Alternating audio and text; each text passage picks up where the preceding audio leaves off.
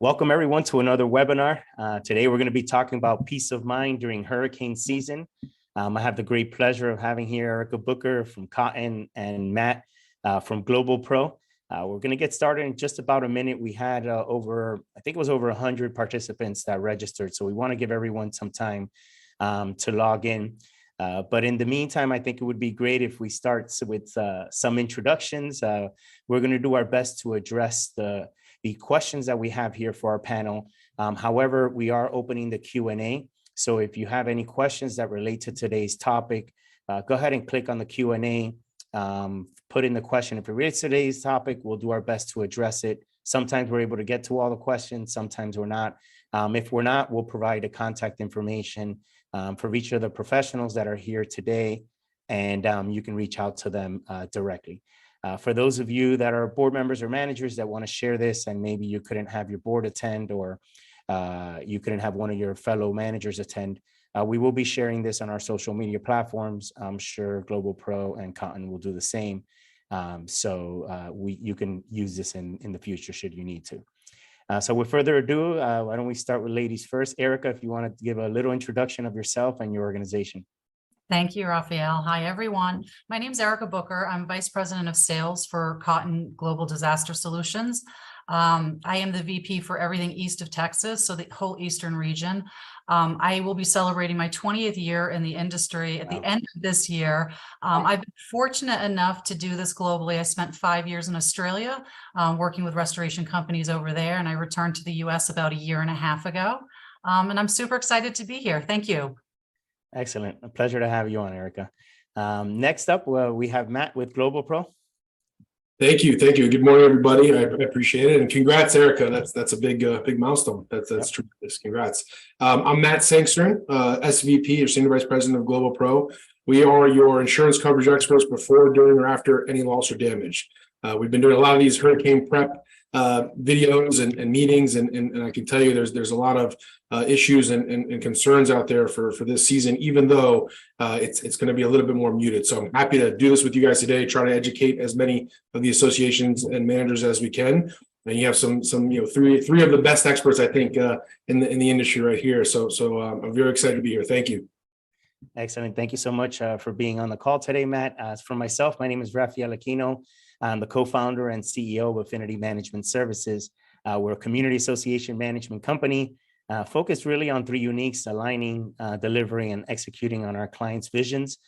So hopefully today you'll get some knowledge of what we're doing from a management side when it comes to hurricane preparation, and giving you as much information as possible so you could do the best job within your community association. So before we get started, I wanted to give some interesting facts. So NOAA is predicting that we're going to get between 12 to 17 named storms in 2013. Of those, they're saying 5 to 9 could become hurricanes, and 1 to 4 of them could be major hurricanes. So anything above a category 3. I know I can speak for South Florida. We've had a couple storms, but we really haven't had a big one. We've been very fortunate, but like everything else, it's only a matter of time. So unfortunately, sometimes we become very lackadaisical just because we haven't had an impact. But if there's ever a time to prepare, it's now, because again, we've been very fortunate over the couple of years. We've had some storms, but nothing very major. And it's only a matter of time. So I did want to start off with Erica and getting into the first question. And overall, what would you say a community association should be doing in order to prepare for a disaster? Yeah, it's a great question, right? So early preparation could, I always say could, and should include nominating internally who your point of contact will be to spearhead the recovery, and who has the authority to sign a contract or give direction, right? So sometimes I found in my career that if you don't plan this already, there's a lot of people pointing fingers. They're not really sure who's responsible for that authority. So knowing that ahead of time and having that as part of your plan is really integral, right? So we also want to suggest that you're doing property assessments for existing damages or potential issues before the storm hits, right? So what I've seen in my career, and I'm sure Matt will echo this, is sometimes there's pre-existing damages on roofs, and then either a hail damage happens or a hurricane happens, and insurance isn't quick to cover those types of losses. So you want to know what you have there as potential issues already. Also, knowing your insurance coverage and being proactive and understanding how that will react to an event is really very important. So knowing things like, do you have a hurricane deductible? Do you have flood insurance? And if you do have flood insurance, understanding, could it potentially be denied? How is that water coming into your structure? Is it wind-driven rain? Is it flood water? Because there are differences in how policies are underwritten. So you want to have early conversations with your restoration contractor or contractors. Talk about how they will communicate with you leading up to an event, during the event, and after the event. Detail how you will communicate with your residents. Obviously, this is very important too, right? So if evacuation orders take place, how are you communicating to them? Are you giving them the information they need, such as items they should take with them, personal effects, medications, insurance details, their valuables, and do they have a disaster kit that they can take with them while they're being evacuated? Knowing for you guys, do you need to sandbag areas? Should you be taping windows? Removing loose outside furniture as well too. Sorry, my cat is trying to join this webinar. But literally preparing yourself for every different scenario, because each storm and each event is very different. But the most important thing is having that plan in place before and practicing it as well too internally at Affinity, right? So that y'all know how the process is going to play out, right? Yeah, no, those are some definite great points, because many times if you don't have a plan in place, nothing really does get executed and you're scrambling at the last minute. And, many times we have to remember, as you stated, is keeping your team in mind as well within your plan. Like, what are you doing for your team members?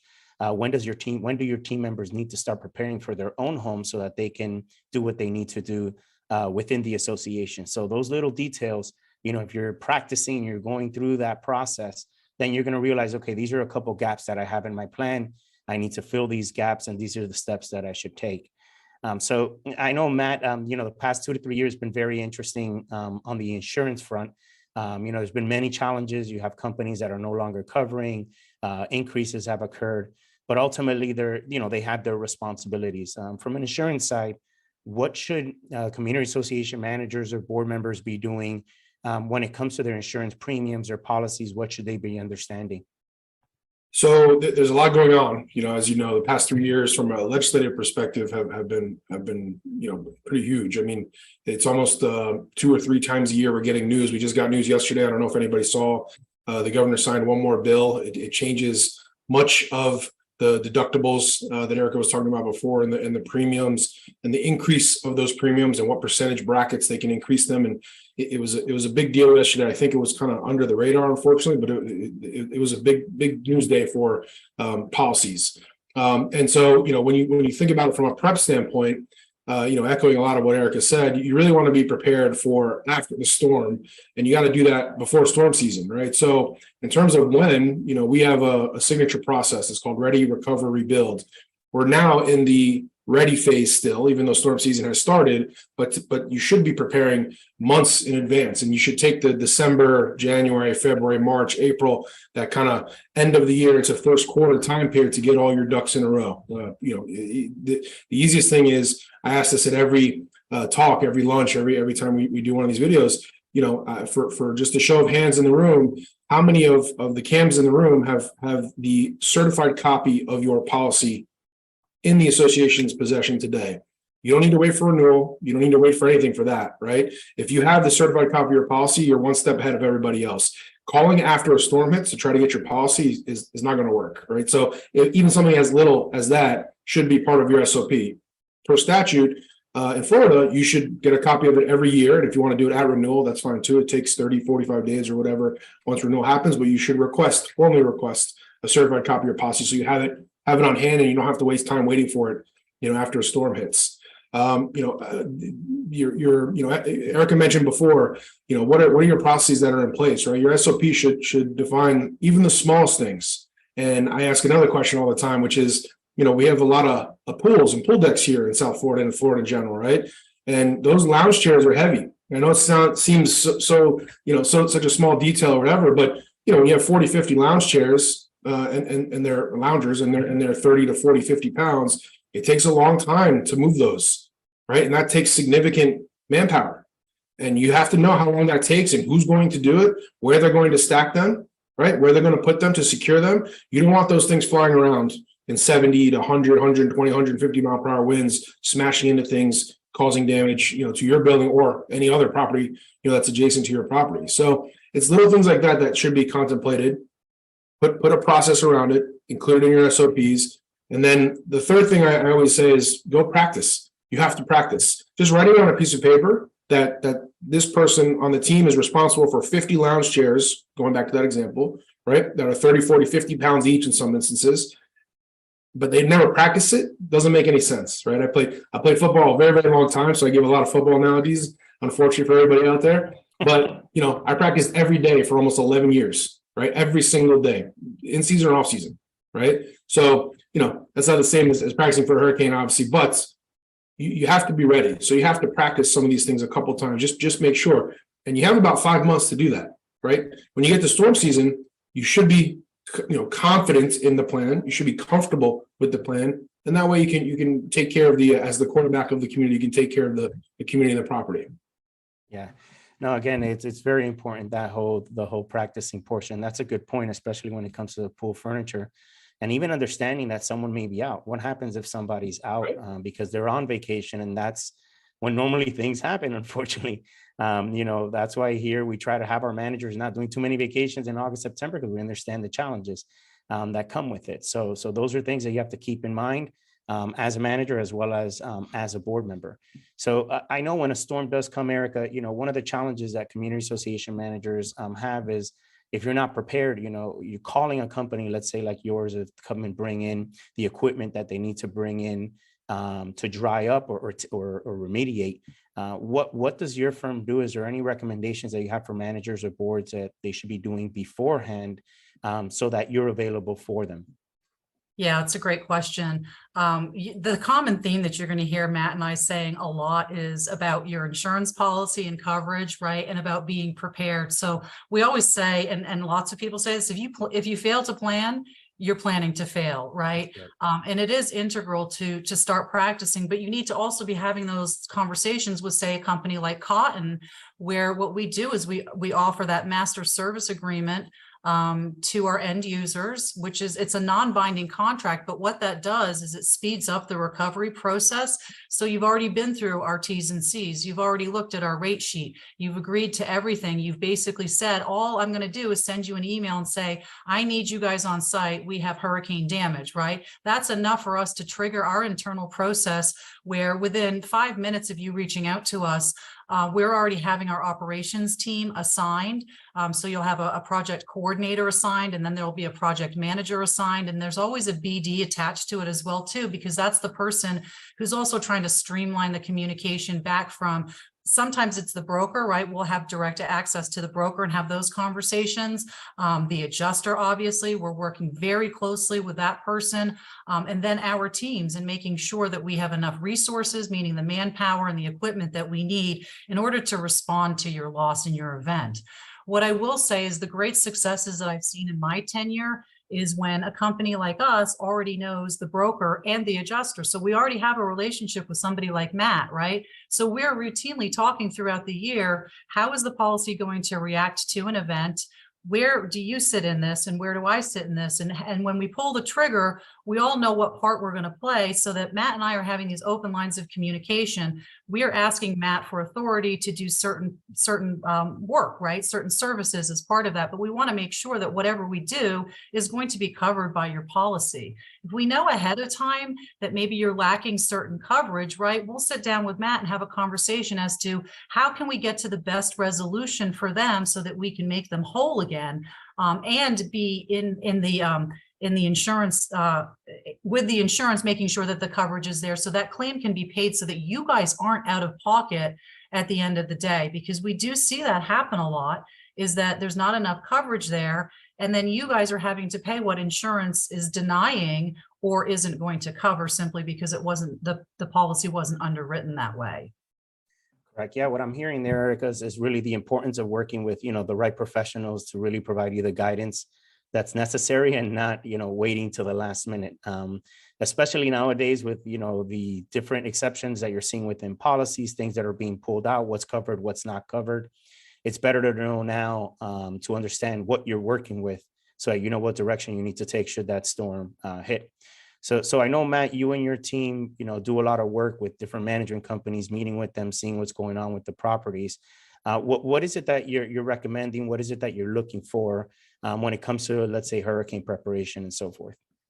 So, again, echoing a lot of what Erica said, really, it's, if you think about it from the standpoint of the on-site manager, just in general, right, what they're looking at, what's in front of them, they are, and again, I call the quarterback, the CEO, whatever you want to call them, of that association, right? They need to have the right team to get whatever job, or task done that they need. In this instance, you should have the folks on speed dial, right, ready to come help at a moment's notice. Like Cotton, Erica and her team, like Global Pro and our team.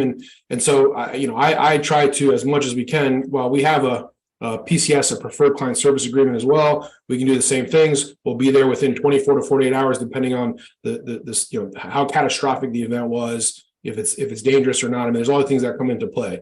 But getting people there is the first step. It's the hardest step. And I can tell you, just from this last season, Hurricane Ian, we got there 4 days, actually 3 days after the storm, hit Wednesday. We were there by Friday night, Saturday morning, depending on when the team came in waves. And we couldn't get to some of the barrier islands for weeks, right? They just weren't open. So what we had to do is we had to improvise, and we had clients who were calling us that couldn't get down to their homes and needed help. So, but because we were under these preferred, client service agreements, or master service agreements, as Erica is calling them, right? We had an agreement to get there and survey the damage and help them out right away, and that's what we did. So we got boats, we beached the boats, we walked 6-7 miles a day all over those islands trying to get to our clients' properties and help the associations and the managers, because they couldn't get there. Nobody could get there. The adjusters couldn't even get there, right? So getting your team, I should say, together before any of this stuff happens, so that they can respond properly and quickly and promptly is the best word. It's the insurance word on every policy, is the most important thing. So as a CEO, get your team together, figure out who that's going to be, whatever process you want to put around that. Get an agreement together. I know it's non-binding, but it is an agreement, right? And people want to comply with those their obligations there, and make sure that, if it does happen, your team does get there. They do what they need to do, and that there is an open line of communication and things like that. You have that's one side. The other side is, what are you going to do with all the tenants, right? What are you going to do with all the unit owners and everything else that's going on? I think there should be we can name all the different companies, but there should be some kind of technology that's helpful to get information out quickly to everybody. Text messaging, calling, emailing might not work, throughout the first week or two after a catastrophic event like Hurricane 3 or 4 or 5 category, storm. So you got to figure out how you're going to do that, right? And I think that's very, very important. And ultimately, this stuff all happens before we even talk about policy coverage, before we even figure out what's going to get paid by the insurance company, right? And so I always start at the duties after a loss. If you get your team together before storm season or a storm happens, you get the right people in place to respond to the situation, when it occurs, and then you get your tenants, your unit owners all on the same page and able to communicate with. You can then comply with your duties after a loss, which reporting the claim, mitigating the loss and damage. And we can go down the list of the 8 or 10 things you have to do as a policyholder. But if you don't have all the stuff prepared up front, it's going to be very hard to do the stuff that you have to do, that you have to comply with as a policyholder to make your claim go smoother. There are a lot of risks to recovering from a catastrophic storm, right? So hiring a representative, having folks like Erica, speed dial with an agreement with her team, folks like us, obviously, with an agreement, right? That takes away a lot of the upfront liability, which is always important, right? But it also takes away a lot of the upfront stress. Let us deal with it. Let us handle it for you, right? Our job, right? In context of Global Pro as your representative for an association, or we're a fiduciary, just like the management company is.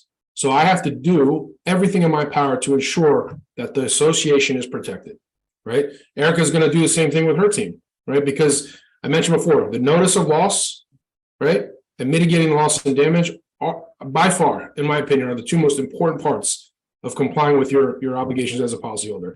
And if you can't get to that, you're going to be pushed to the back of the line, unfortunately, and it's going to be very hard to lack of a better pun, to recover in that moment. So Correct. No, those are great points, Matt. I mean, it's when you and Erica address it in the way of the amount of work that's involved, it really goes to speak again to the importance of having the professionals. And I know for managers and management companies, the challenge is, well, someone else, what's the cost of this going to be? What's the cost associated with this? Well, they're going to charge a percentage of what our potential claim is. Instead of really looking at it in a different way, in a different lens, and kind of saying, okay, how is my manager, or how am I as a manager going to deal with the claim process? How am I going to deal with the remediation process? And then the hardest and most difficult part is, how am I going to deal with the residents? And the way that you're going to deal with this is really having the right partnership in place, so that your professionals are dealing with it, reporting back, and then you as a manager can provide that information to your residents. Because it does take time. All these things take time. You can't remediate a property from one day to the next. And I'm sure you both would agree.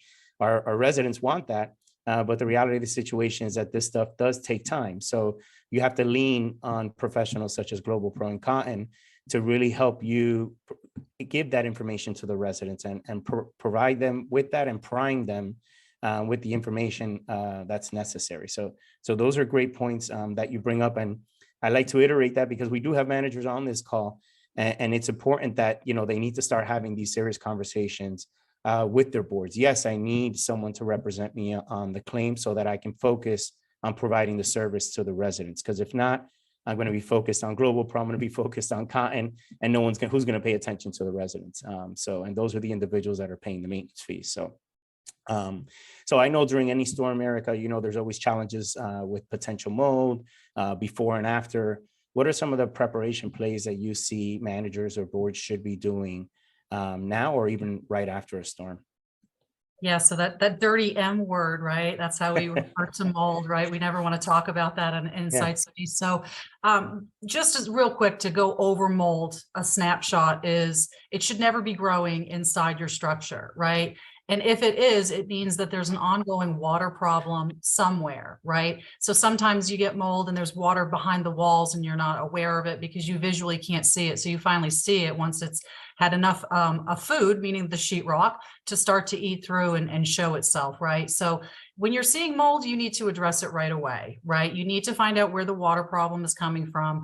You need to stabilize the environment, right? So if it's right after a hurricane, some structures are fully engulfed, right? Others are not. But for a company like us, when we're coming out, we need to stabilize that environment, right? So that is removing the excess moisture from the air, right? And those elevated temperatures also, it provides this beautiful environment for mold to begin to grow and colonize, right? And that's where you start to see it spread all over the place, and you'll see it in different colors as well too, because there's thousands of different mold strains. Mainly what we see inside is, Aspergillus. We'll see, sometimes we see Stachybotrys, which is the black mold, and that is from a chronic ongoing water issue. Those have gone on for a long time, right? So you see black mold outside organically breaking down leaves, right? That's what you see of the black stuff on the leaves that they're breaking down. That's meant to be out there to regenerate our environment. It's not meant to be inside, right? So, and also understanding that there are health hazards to exposure, especially long-term exposure to mold. So we see that the very elderly, newborns are highly affected by it. Anyone who has a pre-existing condition, a health condition, people who are going through, say, chemotherapy are more at risk than people who are not immunocompromised. So first, we need to make sure that we're taking the tenant or the resident's health seriously, right? And that this issue needs to be addressed, right? And the only way you can't treat mold on soft surfaces, it has to be removed because it's cellulosic, and that is a food source for mold, right? On hard surfaces that are not porous, it's very different. Yes, we can use an antimicrobial and spray down, but on things like sheetrock and carpet, soft surfaces, it needs to be removed. And then we will use certain products and chemicals to make sure that the environment is clean. And then we do like to have an industrial hygienist do a clearance test for us. So those industrial hygienists should also be on your speed dial, right? And you should have good relationships with them. And you should also take the cues from them, right? So I'm not an industrial hygienist, but I've been doing this for 20 years. And I know a lot about mold, right? I'm not the person that's going to come out and do the testing and put a protocol of work together. What we do as restorers is we follow that protocol. And then when we're done, they come and do a clearance test, which means that the spore levels within the structure are equal to or lesser than what is outside. Right? Because the other thing we need to understand is that mold is ubiquitous. It's everywhere. You open your doors, you open your windows, and mold spores are coming and going. When the environment is not stabilized and there's high humidity, the temperature is high, that's the environment that it's going to grow in, right? So we have to understand that mold is natural and normal. In most circumstances, it's very good for our outside environment, right? Not good for the inside environment.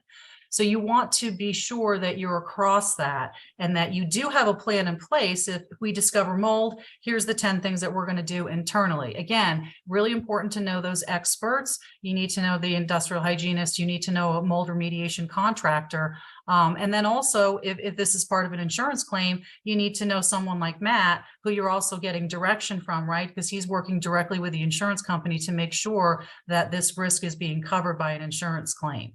Correct. So we need to take mold very seriously. Yeah, definitely. And one of the ways I know that you're doing that even pre-storm is knowing where simple things like, right, knowing where your water shutoff valves are. So if there is an instance, you can address it. Obviously, if there's a flood, there's not much control that as a manager or as a board that you can do. But if you do have an incident where a pipe bursted, you can shut that pipe, which is what's causing that potential mold. So yeah, those are great points. And Matt, I want to, I guess, bring you into the conversation.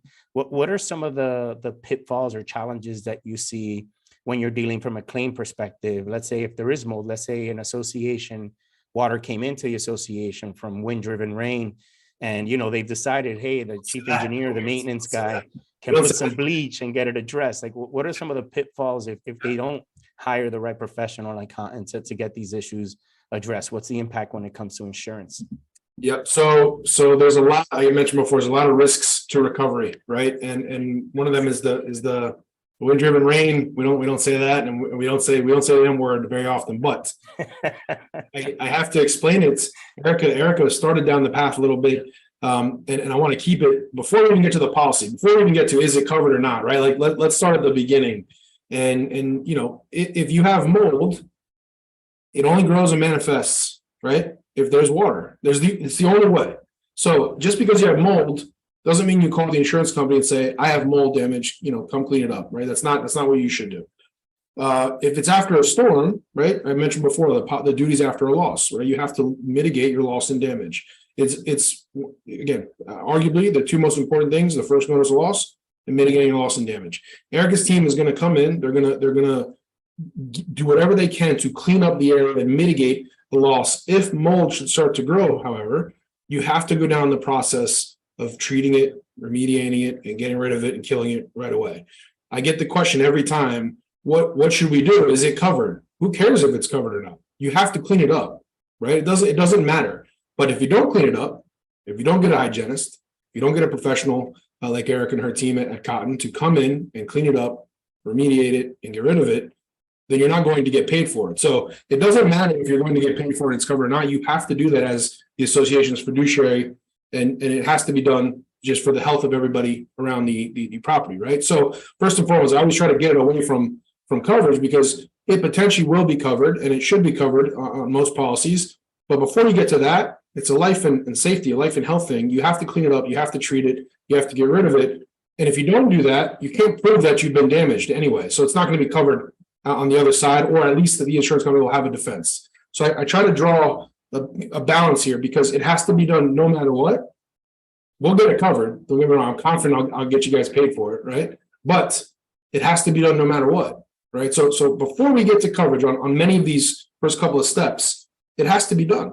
It has to be done. And Erica and her team are the experts there, and I'll rely on their information, their dry logs, your timesheets, all the pictures, all the moisture mapping, the meter, the water meter readings, all that stuff goes into the file and it gets submitted. And that's how you prove your damages. Documentation, actually doing the work in this instance, right? and cleaning up and remediating if mold should manifest, and you got to get rid of it. So now, that's always the first question. The next question is then when can we get back in the units? When can the drywall get put back on? So we'll get to that in a second here, I'm sure. But the first part is you have to mitigate your loss and damage. You have to clean up whatever has been damaged. All right. Yeah. I'm happy you brought that up, Matt, because that believe it or not, it's crazy. The stories that we have, we could write books on them. Yeah. But the question is it covered prior to doing anything? And the reality is, as board members, you have a fiduciary responsibility to remediate that damage. And that's it. The same goes, for managers. The importance of, if you have a difficult board, if you're having the challenges, they arise. It's life. Life comes with challenges. Nothing's easy. Is bringing the professionals to really provide that information of what needs to get done. Get your attorney involved if necessary, because they're going to give you the opinion of what direction the association should be taking, and in some cases shouldn't. But either way, it's just really, again, bringing in the professionals to be able to help. So Eric, I know we've spoken a lot about what things haven't worked. Maybe we could talk about some success stories, and maybe we could leave some golden nuggets to the managers and the boards that are on the call. What kind of success stories do you have working in collaboration with community association managers or boards where you've seen things have gone successfully? Yeah, I like to talk about the positives as well too, because I think around hurricanes there's a lot of negative things that happen, right? So what I have found in my tenure as well is when we all have the same relationships, and that means it's the broker, it's the adjuster, it's your contractor who's going to come and restore. Maybe you have a risk manager internally at Affinity, right? Is that, 2 to 3 times a year, we're having conversations about, okay, how are we responding? How have your properties changed? Have you done any CapEx work? Has your policy changed? Now, the one thing I will say is, while I do understand policies, I don't interpret it. I am not a policy interpretation person. The adjuster is that person, right? And so that's where you lean on, like, if you have your policy in your office, right? Somebody like Matt is going to want to come and sit down with you and talk to you and explain to you what's covered in there and what isn't, because there's a lot of language in there that laymen like you and I don't understand, right? It's insurance lingo. And so when we understand how that policy is going to react, right? Then Matt says, okay, these are the things that are going to be covered. If there's incidentals outside of that, we're going to see, is it covered somewhere else in the policy, right? So for people like us as the contractors, it's like, okay, so we're going to pull the pin, and the contractor's hired, they're going out onto site, they're having conversations with the adjuster, they're having conversations with your point of contact, potentially your board if they're involved as well too. When everybody's on the same page, it streamlines the process. That's not to say that the insurance company isn't going to take their time denying or approving your claim. As we've seen with Ian, we're still waiting for some HOAs to either be denied or get that wind coverage to fix their roofs, right? So, but the duty of care, as Matt spoke about as well too, is that we need to do the initial things first, right? To make it safe and to begin that recovery process. If we're in that waiting period, we want to make sure that the environment is stabilized so that, again, we don't have mold growing while we're waiting to continue to do some work or pull out sheetrock or building materials. So I have found that when we all are on the same page and everybody is sharing the same communication and you're getting regular updates from your contractor on site, is that process is much more smooth. So the opposite of that, though, as we talked about before, is when you don't have these relationships in place ahead of time, there is so much going on. Resources are becoming depleted very quickly, and that could be labor resources. It could be contractors like ourselves. Adjusters are getting 60 or 70 claims. They're not making it out to your site for 6 or 7 months. And back to what Matt said also is you want to document, you want to take those pictures. If you're starting to do that work, and that is your backup to demonstrate to the insurance company the steps that you took to start to recover. One other thing I did want to add in, though, is that, so we don't do contents restoration, but important for you guys to be able to disseminate down to your residents and tenants or owners is that if their units are affected and they have to dispose of contents, they should also be doing an inventory list, and they should also be taking photos of that. Their policy will react to it, but they have to have that backup documentation in order for their claim to be covered. So that is another benefit that you could add into your CAP plan is, making sure that they have this information. And then just real quick is we internally at Cotton 2 weeks ago had a 3-hour CAT meeting for our own CAT response and what we do and how we're going to react when the events are coming. So if you're missing out on that CAT plan, you should be taking the time to actually sit down and put it together. Excellent. Those are definitely some important and critical points that were brought up. And Matt, I want to bring you in. Where have you seen where things are positive, where it works out? Obviously, in the midst of a storm, there's challenges, but when there's good relationships and things in place, where have you seen the success stories with your communities? So, now we're getting into coverage and getting paid. You're recovering from the loss and damage here. So, it is of the utmost importance to have a clear line of communication, open communication. If we are your team as an association and as a CAM, Eric and I need to go back and forth daily, sometimes by the hour, depending on the severity of the storm and what's going on and the size of the client's properties and the association properties. And I need very specific information that she can only provide to me. And it needs to be in a certain format. Again, I have to present the damage, loss and damage in a certain manner to get coverage. That's the first step, to get things like advances, to get paid for some of the incurred expenses up front, to start we call it the cash flow to the association. That's my first goal, is to start getting cash flow to the association. I need certain information, and it has to be presented properly, formally, and I have to be able to call or I should say, I have to be able to make the insurance company and the adjuster that I'm working with comply with their statutory and contractual obligations as they come up, right? So to hear that some associations haven't received a coverage determination after 9 months is alarming to me. I mean, that's outside of the realm of what should be happening, obviously. So happy to help out if we can, Erica, obviously. But ultimately, the data that I get, the information that I get from Erica and her team in a situation like this is literally the most important aspect of the upfront recovery, I'll call it, right? I need to get cash flow started, and there's got to be reasons why the insurance company needs to start making payments to the association. That's how it works out up front. My goal, though, is once they pay $1, they're admitting liability too. They're admitting coverage, obviously, right? So they're not going to take it back. They'll try to defend themselves as we get through some of the stages here, the milestones that occur after inspection and things like that. However, Erica made a good point. After Hurricane Ian, we couldn't get adjusters to properties for weeks. Anybody on the barrier islands, they didn't come for almost 2.5 months. Wow. Right? So that's a big problem. It's a big problem. Your expenses start to mount.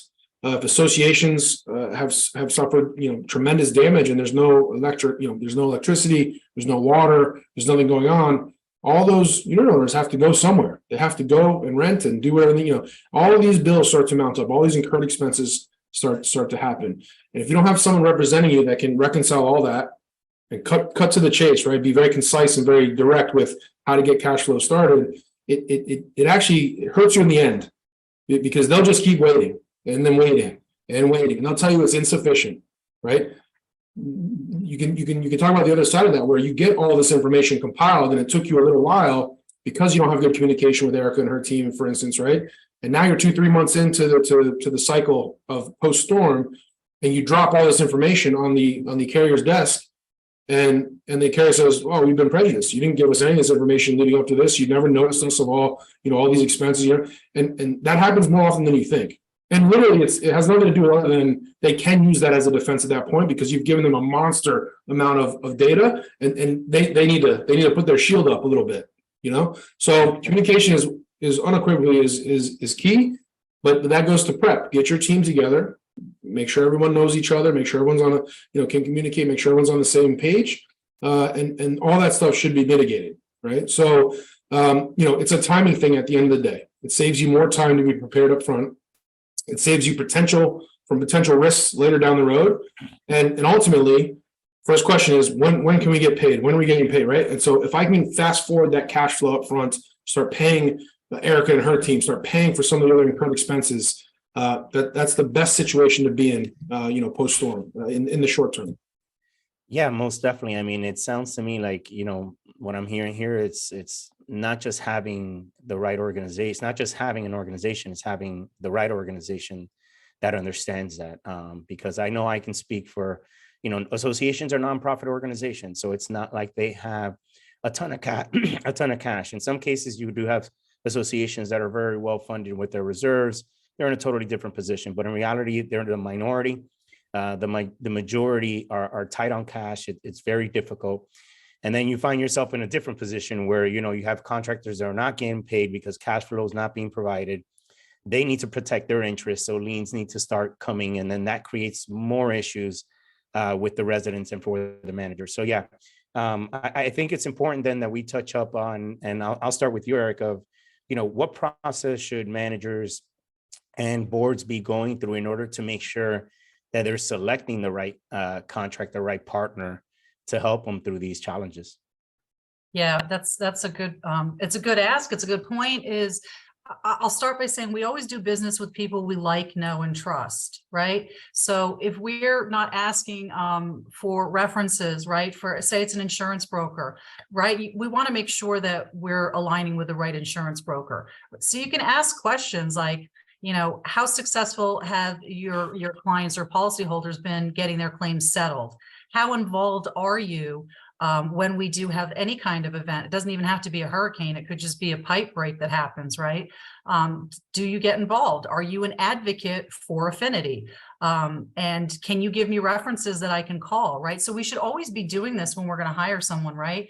And that insurance broker is so important to you recovering after any event, right? So you want to ask them for references. You want to ask them those tough questions. And you also want to know when they're giving you something before they bind it, before it's really underwritten, maybe you're speaking to someone like Matt to say, hey, does this look right? Are we going to have enough coverage here if something does go wrong? You want to go to those experts that can help you make the most educated decisions about the most important thing, which is your insurance policy, right? Yeah. And the same thing goes for contractors and even adjusters, right? Is you want to go to the greater public, ask them what their experiences have been, because literally, if you don't play in that pond, you're not going to know who the professionals are that are going to help you through the toughest time, which is recovering after a huge event.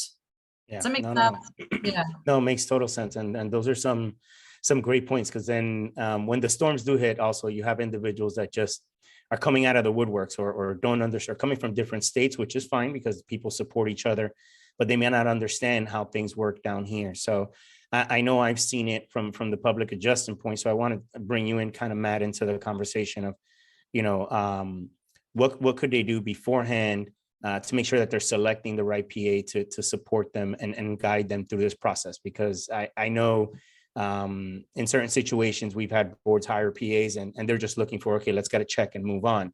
But there's much more to it, especially when you mentioned the cash flow portion of it. So maybe you want to chime in on what managers and boards can do to make sure they're selecting the right public adjuster. Yeah, I mean, it's some of the basic things, echoing what Erica mentioned before, right? I mean, proof of licensing should be automatic, right? Do you have a license? How long have you had your license? Where are you licensed? What licenses do you carry? Licensing for a PA, as an example, carries, very stringent, other obligations that we have, meaning we have to get certified, we have to get licensed, we have to get bonds. Every state has some varying level of all that. I mean, it's not easy to just get a license and become a PA. There's all these other steps you have to go through, right? You should always get qualified references. I think Erica mentioned that as well. We have references ready. You can check our YouTube page. You can check our website. I have 4 or 5 folks that I know if I need a reference, they're more than happy to advocate for us, and you can call them right on their cell phone and they'll talk to you.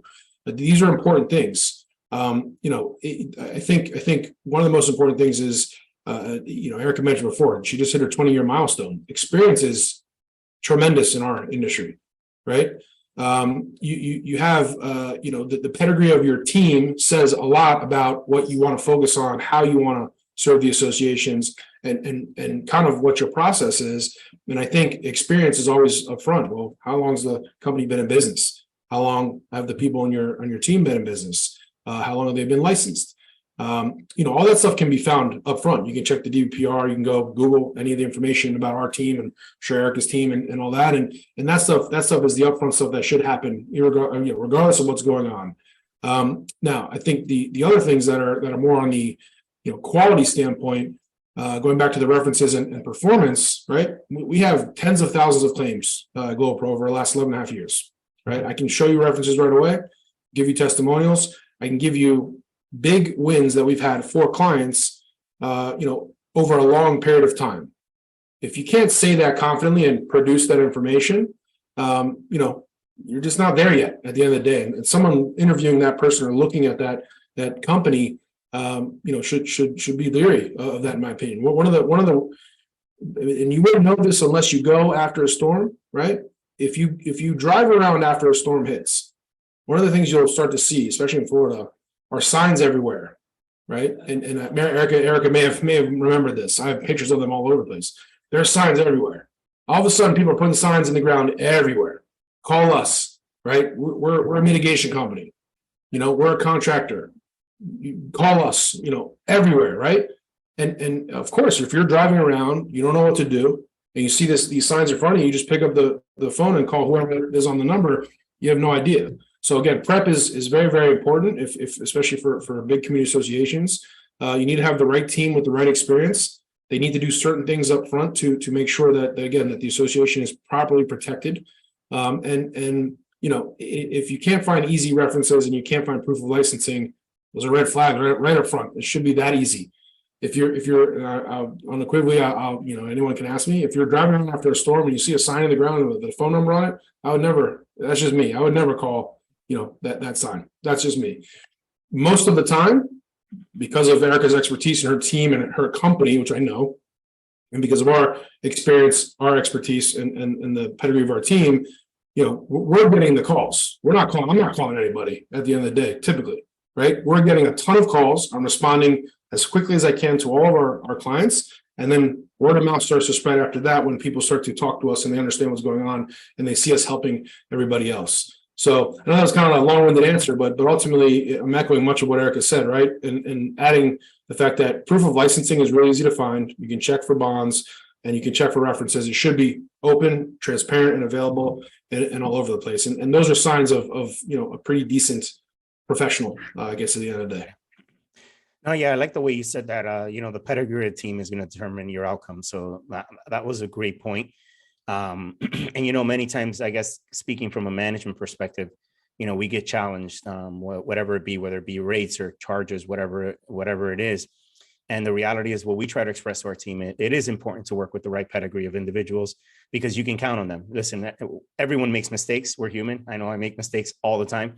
But ultimately, what you want to know is that if there's a mistake, someone's going to step up and get the job done and say, look, this is what occurred. Or someone's going to be very consistent in the way that they're delivering their services. And that the outcome is going to be great, whether it takes some time because it's in the midst of storms. And we have to be understanding that there's a lot of other people that are going through the same thing.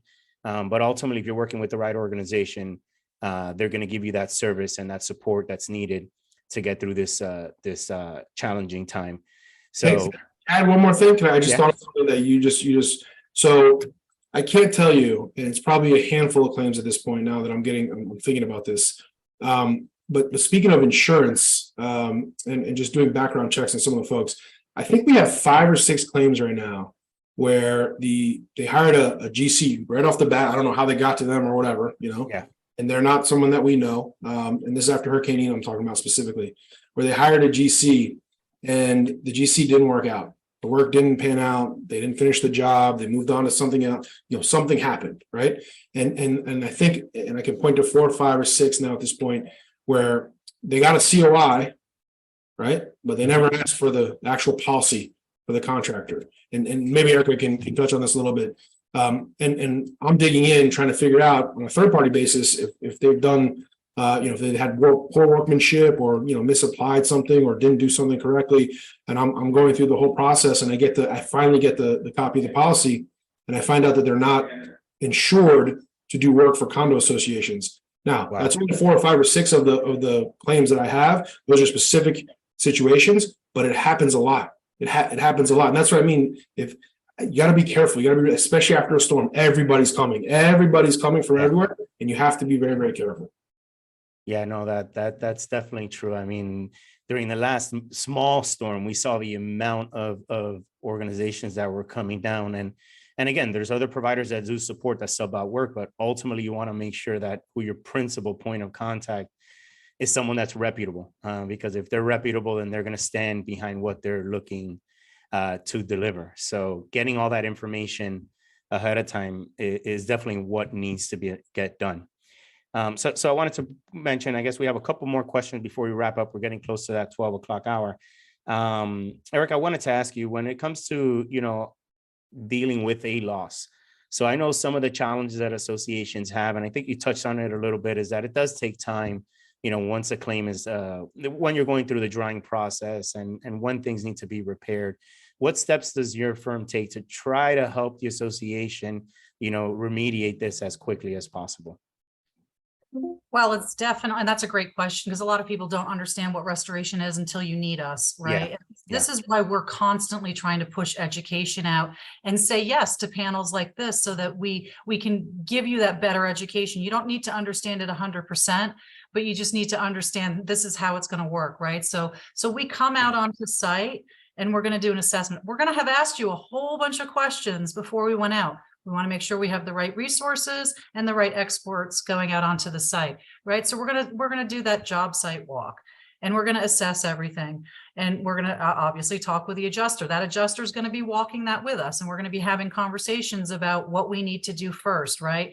Obviously, if it's standing water, we need to suck the water up. We need to get that out of there. And then we're going to be setting drying equipment, right? The other thing, and we'll have to talk to Matt about this, is can we take the sheetrock out? We need to do flood cuts, so we're going to cut that open the cavity and get that air moving around, right? So that we can collect the moisture and dry out the environment and stabilize it, right? So, and then there's times when we've taken flood cuts, and guess what's behind the wall? The ugly M word, right? So for us as professionals, that means we have to stop. So what we're going to do is we will contain that area. It's usually we're using the 6 mil plastic, and we're taping it up so that those spores stay right where they are, not cross-contaminating anything. And then we're going to sit down with the property and Matt, and we're going to have a discussion. Is this part of the event, or is this from something else? Sometimes it's very hard to get to that answer because you cannot date mold. Yeah. Right.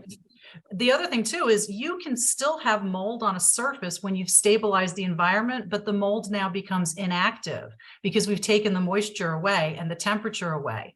But as soon as you bring back the high humidity levels and the temperature, that mold will start to grow again, right? So again, we can't date it. We'll have to sit down and have conversations. Matt, how are we going to progress through this, right? We're going to take that either direction from him or an industrial hygienist if that is the course of action that we have to take, right? And you're scoping up in there. We have scopes that go up. We have cameras. So we're trying to gather as much information as to how did this mold get here, right? Because again, we already know it takes somewhere between 36 and 72 hours for those spores to start turning into active colonies. Right. So if there's mold all up and down that wall, chances are that did not just happen 36 hours ago. Right. So we'll have to figure out what that process is going to be. Sometimes we'll leave that and then continue on with our mitigation. Right. So are we taking out flooring? It could be carpeting. Right. So sometimes with carpeting, especially if it's category 3, which is generally speaking what happens after a hurricane, that's contaminated water, because guess what? It's taken everything with it. Right. So you have tons of different contaminants. You've got viruses, you've got bacteria in there. So rugs can't always be salvaged, right? They cannot be restored. So those need to come out. Some of the flooring is going to need to come out. If you have hardwood flooring and it starts to cup and crown because of the amount of time it took for either us to get out on site or because the damages, like Matt said, it could be weeks before we can get out of there because of the geographical location of where that property is, right? So, but in the meantime, we'll say here, do these 10 things to try to help stabilize the environment. So we have to look at all of those building materials and what's been affected.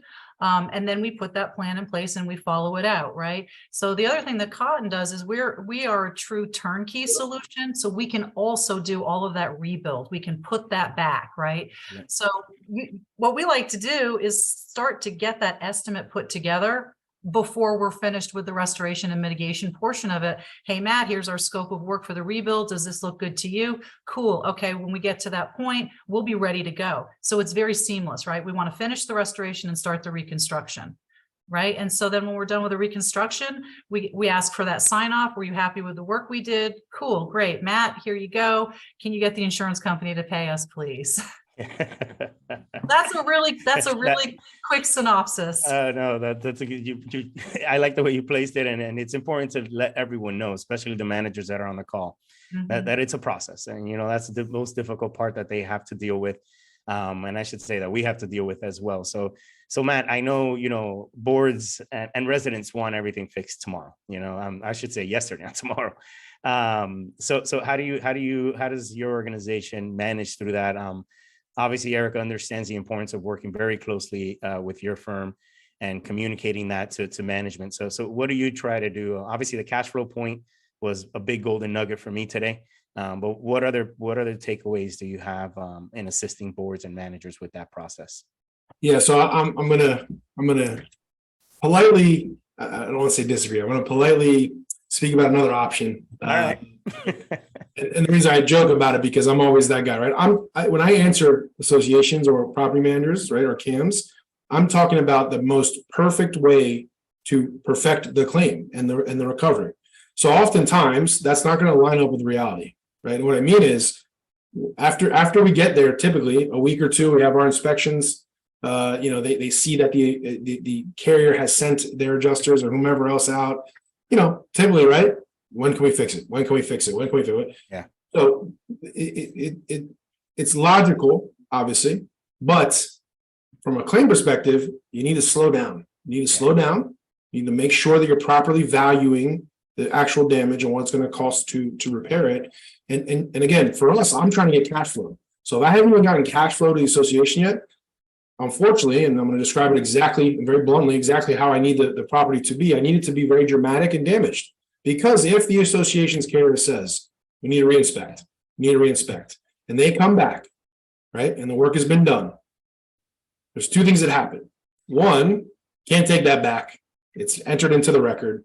And the carrier knows at that point, right, that they can defend themselves or start to request certain information that's going to cause an opportunity cost to the association. It's the easiest way for me to describe that. Meaning, if the work gets done, right, there's an actual estimate that might be produced that says, here's how we can fix what we've done. And Erica mentioned that before, right? There's 2-foot flood cuts in this many units. We ripped up the carpet. We did, and there's a way to repair that, right? But that's not always the full benefit of the policy. So when I say I'm always going to give you the answer to perfect the claim, that's what I mean.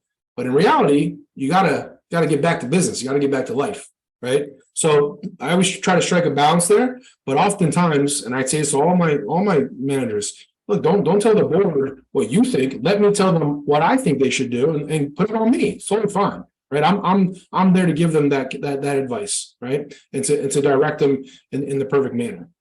But we have these conversations most of the time when I'm talking to boards and managers, it's the same conversation. And I say the same thing. Look, I'm going to tell you the answer to perfect your claim. To perfect your claim, you got to slow down. You got to wait a little bit.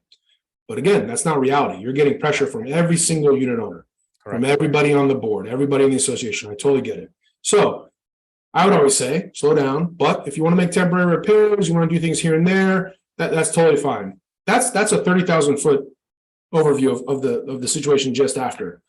We have to get a little bit more granular when we're talking to the association and the board, though, right? Because there is a difference in the 718 statute, the condominium statute here in Florida, delineates whose property is owned by whom and who's insured, for that property. And that's another question that comes up all the time, right? If it's flooring, who's responsible?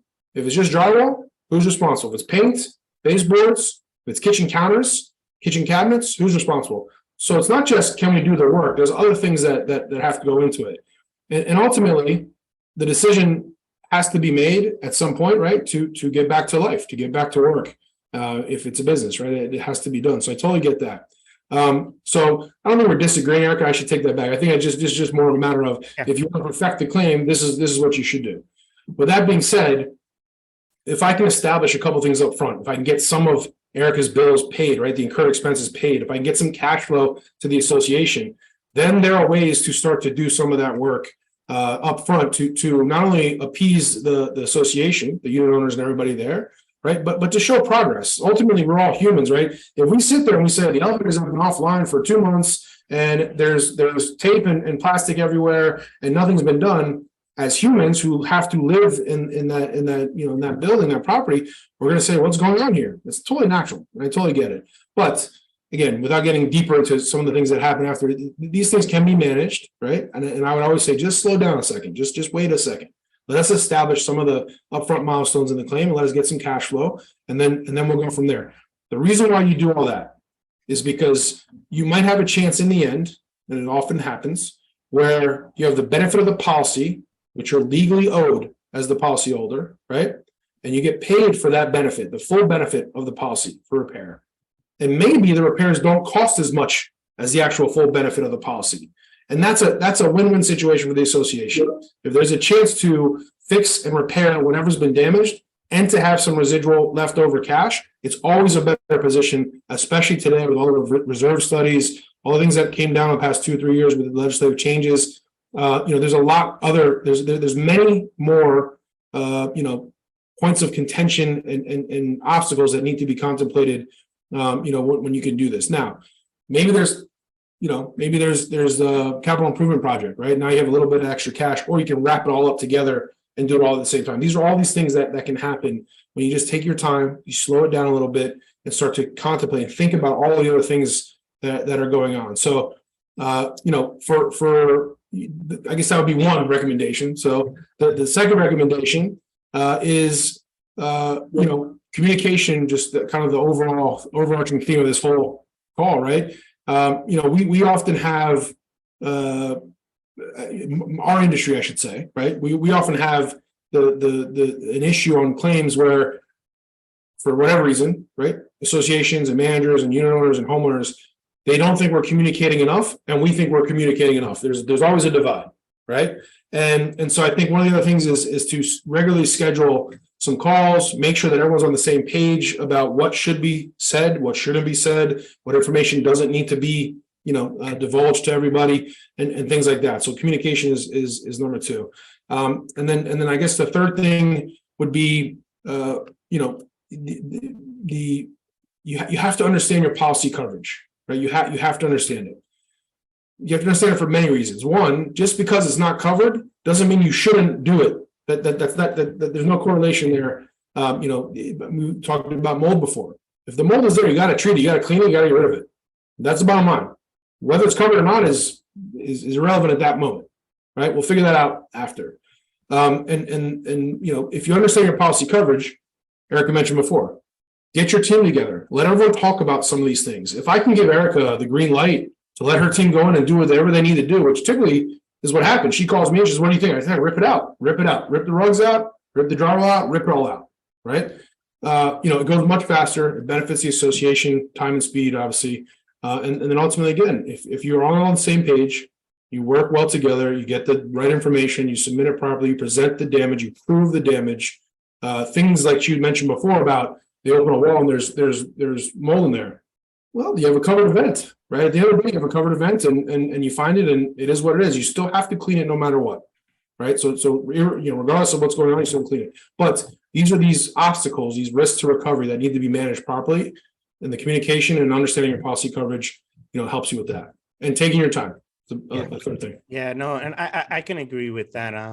I've been through the process. I know, when we first started the company I managed, and I understood the importance of, you do have to slow it down a bit, because that's part of the game of what the insurance company plays. People don't realize it. That's the game. They want you to get into a position where you're going to make certain repairs, or you're going to repair it all just because residents don't want to deal with it. And then, that's what it is. And it's over. And then later you find out that there was an electrical line that was running 7 stories down and you covered it. And that was because of the flood. You signed off your release. No more can you cover that claim. I know it happened in an elevator. So there's a lot of challenges that arise. So it's really working with the right professionals, as Erica stated, as you stated, Matt, and really working in tandem. And it's okay to disagree here and there. We challenge each other, we make each other better, and then we understand the situations and we work through it. But as you stated, Matt, it's important, especially for the cams that are on the call. I know I have some of my cams on. I'm proud of you guys for being on. But yeah, it's important to working with the right professionals, and that way they can guide you through it. You don't have to put yourself in front of it 100%. That's why you want to work with the right team. So, one more point, I just thought every time you talk, you make me remind me. So, and Erica might have started to see this, but we see it because of the nature of where we are in the claims process, right? So there was a change to the statute that requires carriers to get to a claim, right? If they've been noticed of a claim of loss or damage, they have to get there within 7 days. Okay, so that amendment changed the whole process. Unfortunately, what they're doing, and Erica, if you don't know this is something to think about for you guys. What they're doing, and now it's been 6-7 months now, every time it happens, every single time. What they're doing is they get a notice of loss or damage, and they're assigning an IA immediately.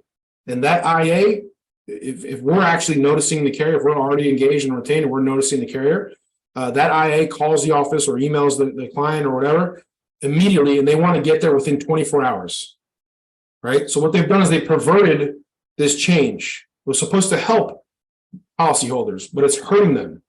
They want to get there in 24 hours. Why? Because Erica and her team might just be getting there.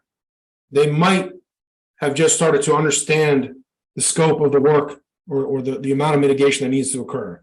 They might have even started pulling baseboards and making flood cuts, maybe, right?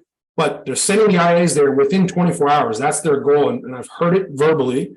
I've been told this by the adjusters, right? And I've seen it in practice every single time now for 6 or 7 months. They're getting there before mitigation can start. And they're taking pictures. And they're sending it back to somebody at the carrier sitting behind a desk somewhere else.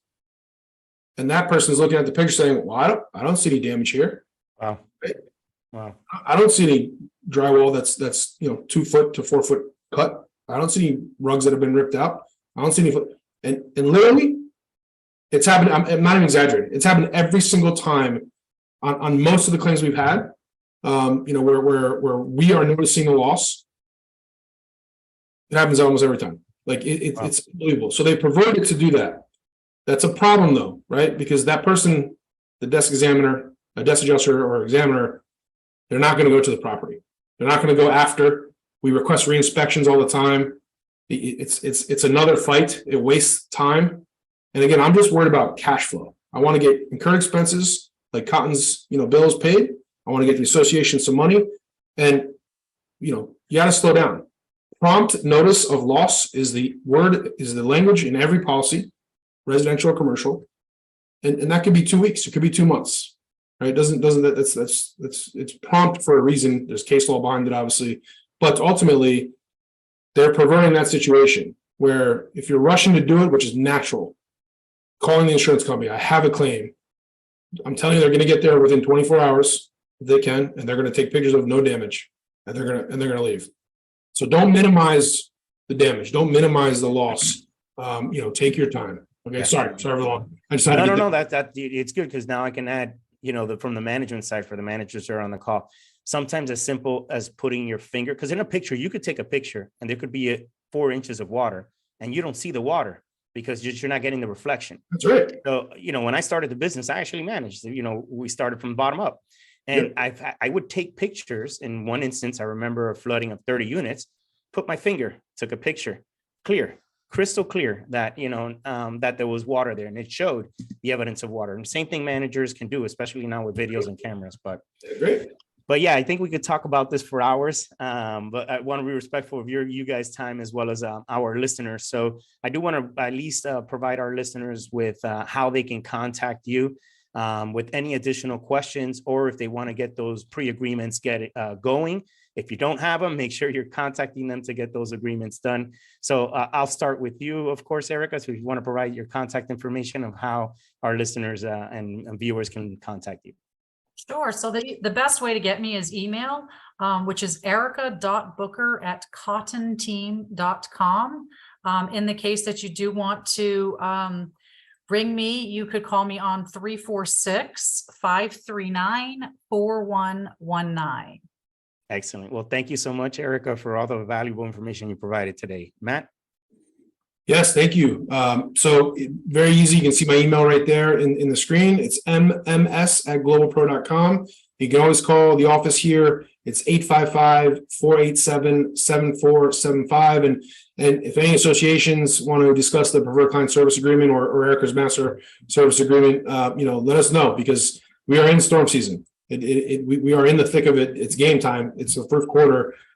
We've had a wet 2.5, 3 months already. I mean, the amount of rain that's come has been tremendous. So don't hesitate. Don't wait. It's too late now to wait. Okay. So thank you, everybody. Thank you, Rafael. Thank you, Erica. This was amazing. I appreciate it. Thank you. As for myself, if you're a board member or a manager looking for a new opportunity, you can reach us by visiting our website, managedbyaffinity.com. Again, we have templated hurricane plans. If you're a board or self-managed community and you don't have a management company, be glad to share that information. And also share our Rolodex if you're a self-managed community. We're here to help in any way that we can. That's the purpose of these webinars, as Erica and Matt mentioned. The reason why we work with such great organizations is because they follow the same rhythms, same values that we do, in the sense of wanting to provide support, provide education for our industry. That makes us all stronger and makes us better humans at the end of the day. So thank you all for being here. I appreciate it. We will post this on our YouTube page, managedbyaffinity.com. And I'm sure our team here, Erica and Matt, will do the same. Thank you all, and I'll see you at the next webinar. Bye-bye. Thank you, everybody. Take care.